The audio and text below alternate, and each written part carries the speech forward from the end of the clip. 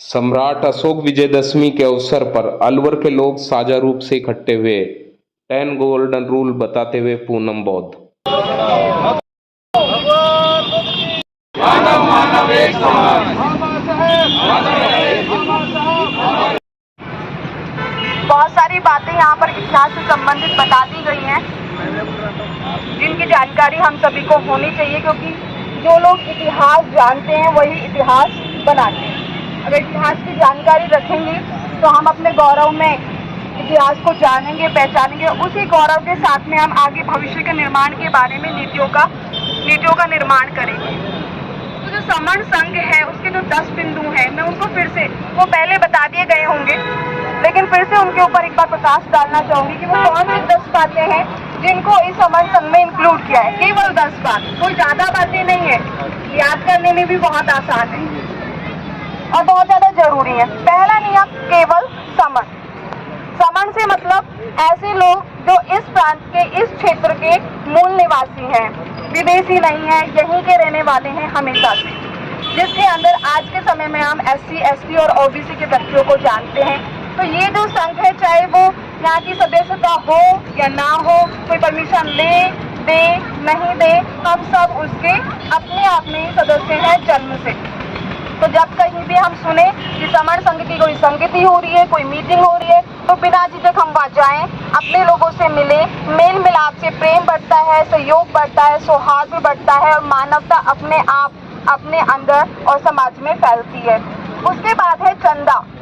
पैसा बैरी है संबंधों का, पैसा आते ही संबंध बिगड़ने की शुरुआत हो जाती है। इसलिए जो समण संघ है उसमें दूसरे नंबर पर इसको रखा गया है कि समण व्यक्तियों के बीच में चंदे का कोई कॉन्सेप्ट नहीं होगा, कोई पैसे का लेन देन नहीं होगा। पैसे जो है हमारे रिश्तों को खराब कर देता है, तो चंदा नहीं लेंगे। उसके बाद आता है जाति अभ्यास। जाति अपने आप में ही बहुत ही, जाति की कोई सोच रखता है तो वो सोच ही बहुत ही खराब है, क्योंकि जाति इंसानों में होती ही नहीं। जब हम हूबहू एक जैसे दिखते हैं, वो एक जैसे हैं, सब कुछ एक जैसा है, तो उसमें जाति की सोच लाना ही बेकार की सोच है।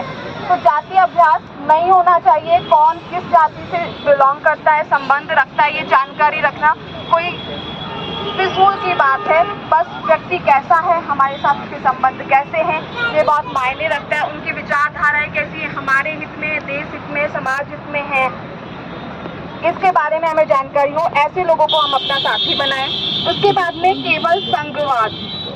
संघवाद मतलब हमेशा समूह में रहना, क्योंकि समूह में जब रहेंगे तो अपने आप में ही हम कैसे रहेंगे, आजाद। क्योंकि समूह जब है तो हमारा कोई कुछ नहीं बिगाड़ सकता। आज हम इतने लोग सारे बैठे हैं तो कोई हमें कुछ नहीं कह सकता, लेकिन एक आधा कोई एक जगह पर कुछ कर रहा हो और उसका विरोध करने कोई आ जाए तो हम अपना पक्ष नहीं रख पाएंगे। लेकिन इतने सारे लोग अब साथ में हैं तो जो बोलने वाला है वो भी निडर होकर के अपनी बात में कह पाएगा। तो हमेशा संघ का निर्माण हम अपने रखें, इसलिए लोगों के साथ संपर्क में बने रहें।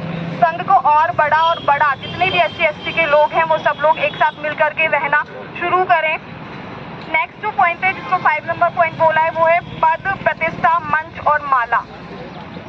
ये शब्द जो है, पद, प्रतिष्ठा, मंच और माला, ये हमारे अंदर एक भावना को जन्म देते हैं, जिससे हम लोग सोचते हैं कि हाँ, इस वजह से हमें काम करना है।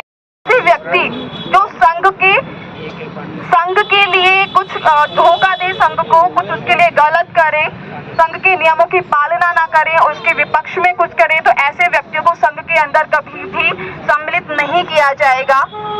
नेक्स्ट जो 10वां नियम है, जहाँ पर ये समण संघ के पूरे नियम हो जाते हैं, वो है कि ये जो 9 के 9 जो नियम लिए गए हैं भगवान बुद्ध द्वारा जो निर्मित, या जितने भी पुराने बुद्ध हुए हैं उनके द्वारा निर्मित जो विनय पिटक का जो संघ है, जिसमें नियमावलियां हैं, उनके अंदर जो नियम है उनमें से छांट करके लिए गए हैं। ये बेसिक आधार नियम है और इनमें कभी भी कोई परिवर्तन नहीं होगा। तो इन्हीं नियमों की अच्छी जानकारी के साथ में मैं आप सभी से अनुरोध करूंगी कि समण संघ से जुड़िए।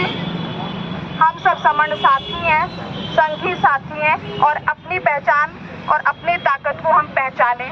सभी को साधुवाद। जय भीम, नमो बुद्धाय।